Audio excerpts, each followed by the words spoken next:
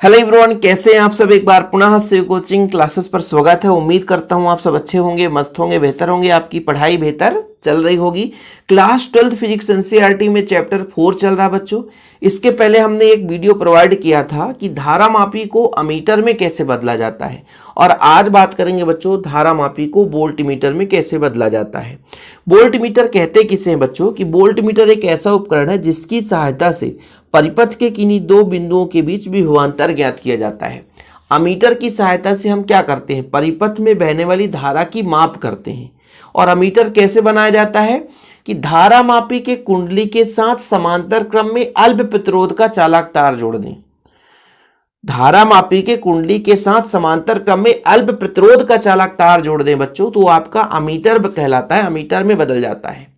लेकिन वहीं पे धारा मापी के कुंडली के साथ श्रेणी क्रम में यदि चालक तार जोड़ दें और उच्च प्रतिरोध का चालक तार, इसमें अल्प प्रतिरोध नहीं उच्च प्रतिरोध का चालक तार जोड़ेंगे, तो आपका वोल्ट मीटर के रूप में बन जाता है, वोल्ट मीटर में रूपांतरित हो जाता है।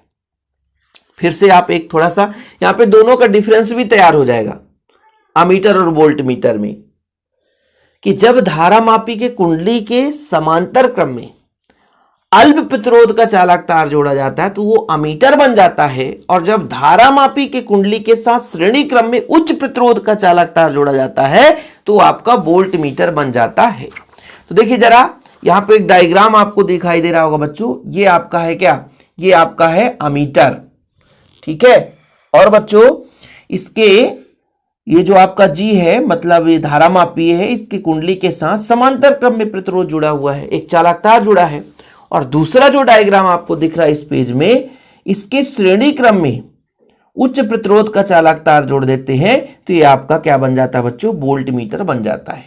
ठीक है, क्वेश्चन कैसे बनेगा, क्वेश्चन ऐसे ही सीधा पूछा जाता है कि धारा मापी को वोल्ट मीटर में कैसे रूपांतरित करते हैं, या धारा मापी को वोल्ट मीटर में किस प्रकार से रूपांतरित किया जा सकता है। 2 नंबर में क्वेश्चन पूछा जाता है, हमेशा 2 नंबर में। इसका आपको नॉर्मल चित्र बनाना है, जैसे कि यहां पे है, कुंडली का पूरा चित्र नहीं बनाना है। आपके बुक में कुंडली भी रहता है और कुंडली के समांतर क्रम या श्रेणी क्रम में जोड़ दिया जाता है। हालांकि यदि आपसे पूछा जाए कि अमीटर श्रेष्ठ होता है या कि वोल्ट मीटर श्रेष्ठ होता है, तो इसमें यदि ऐसा कोई क्वेश्चन पूछेगा तो आप बता देना भैया अमीटर थोड़ा सा श्रेष्ठ होता है। इसके पीछे रीजन जानते हो क्यों, क्योंकि अमीटर का प्रतिरोध बहुत कम होता है और वोल्ट मीटर का प्रतिरोध उच्च होता है। सिंपल है, कारण यही है और कुछ नहीं है। हालांकि ऐसा क्वेश्चन पूछा नहीं जाता क्योंकि दोनों का अलग अलग काम है, तो भाई दोनों श्रेष्ठ हैं अपने अपनी जगह पर।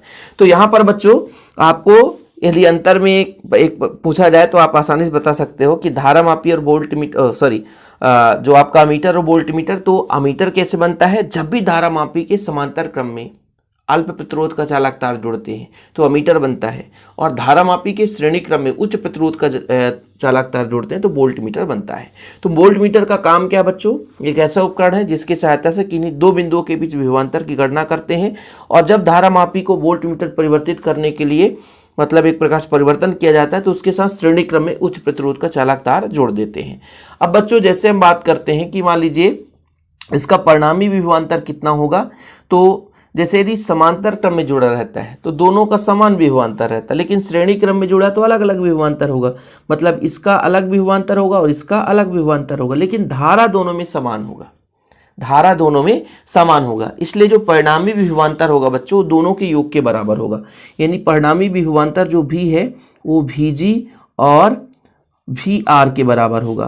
तो V बराबर IR होता है बच्चों, तो ये इसका हो जाएगा Ig, और G के लिए प्रतिरोध कैपिटल G, और बच्चों Vr के लिए Ig धारा तो Ig है, और R के लिए हो जाएगा आपका कैपिटल R। ठीक है, ये आपका आ जाएगा परिणामी विभवांतर। सिंपल, इतना ही परिणामी विभवांतर इसमें लगाना है।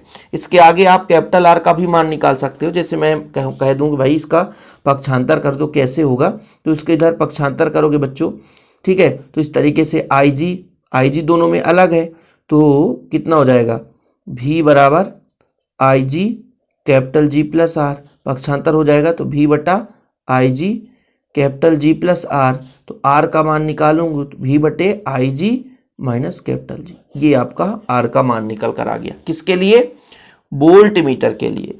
देखिएगा, माना धारा मापी का कुंडली जो प्रतिरोध है वो कैपिटल G है, चालक तार का प्रतिरोध कैपिटल R है, जिसमें IG धारा बह रहा है, तब ओम के नियम से परिणामी विभवांतर दोनों के विभवांतर के योगफल के बराबर ही होगा बच्चों, क्योंकि जब समांतर क्रम में जुड़ा रहता है तो फिर दोनों का विभवांतर समान है, लेकिन श्रेणी क्रम में जुड़ा है तो विभवांतर अलग अलग है, इसलिए परिणामी विभवांतर जोड़ेंगे।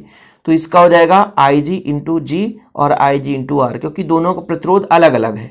कुंडली का प्रतिरोध कैपिटल जी है और जो हमने एक चालक तार जोड़ा है जिसका प्रतिरोध कैपिटल आर है। IG कॉमन लेंगे बच्चों, पक्षांतर कर देंगे, ठीक है, या IG दोनों पक्षों में भाग देंगे, वही चीज़ है, ठीक है। कुल मिलाकर के जो मैंने निकाला था कैपिटल आर का मान, ये चीज़ बच्चों। जैसे IG का भाग देंगे तो यहाँ भी भाग देंगे, यहाँ भी भाग देंगे, यहाँ भी भाग दे देंगे, पूरा का पूरा कट जाएगा, ठीक। तो आप लोग डायरेक्ट इसका मान इतना निकाल लेना, ओके। तो ये हो गया बच्चों। और एक क्वेश्चन पूछा जाता है, मैं अभी यहाँ पे क्लियर कर दूंगा कि आदर्श अमीटर का प्रतिरोध कितना होता है। तो आदर्श अमीटर का प्रतिरोध क्या होता है बच्चों, 0 होता है। यदि अमीटर का प्रतिरोध पूछा जाए तो बहुत कम होता है, नोट कर लेना, अमीटर का प्रतिरोध बहुत कम होता है, लेकिन आदर्श अमीटर का प्रतिरोध 0 होता है। मतलब यदि अमीटर की बात की जाएगी तो अमीटर का प्रतिरोध बहुत कम होता है, लेकिन आदर्श अमीटर की बात की जाएगी तो आदर्श अमीटर का प्रतिरोध बिल्कुल 0 होता है बच्चों, ओके। वोल्ट मीटर की बात करें तो इसका प्रतिरोध बच्चों अत्यधिक होता है, अधिक होता है, लेकिन आदर्श वोल्ट मीटर की बात करें तो बहुत अधिक, मतलब अनंत हो जाता है। फिर से समझना, यदि वोल्ट मीटर की बात करेंगे तो एक वोल्ट मीटर का प्रतिरोध बहुत अधिक होता है, लेकिन जब आदर्श वोल्ट मीटर की बात करते हैं बच्चों तो इसका प्रतिरोध अनंत होता है, मतलब बहुत अधिक होता है, ठीक है। तो ये आप दोनों क्लियर कर लिए होंगे, वोल्ट मीटर के बारे में भी और अमीटर के बारे में भी। अंतर मैं अगले लेक्चर में प्रोवाइड कर दूंगा, 4 अंतर हैं जिसे आप लोग आसानी से तैयार कर लेंगे। वैसे भी वोल्ट मीटर या अमीटर आपसे क्लियर हो गया होगा तो अंतर आपसे बन ही जाएगा, इसमें कोई दिक्कत नहीं होगी, ओके बच्चों। और चैनल पे यदि पहली बार आए हैं चैनल को सब्सक्राइब कर लें। जिसको हैंड रिटन नोट्स लेना है, मान लीजिए आपको पूरे फिजिक्स का नोट्स चाहिए, तो कॉन्टैक्ट नंबर लिख लो 96 85 29 91 49 9685299149।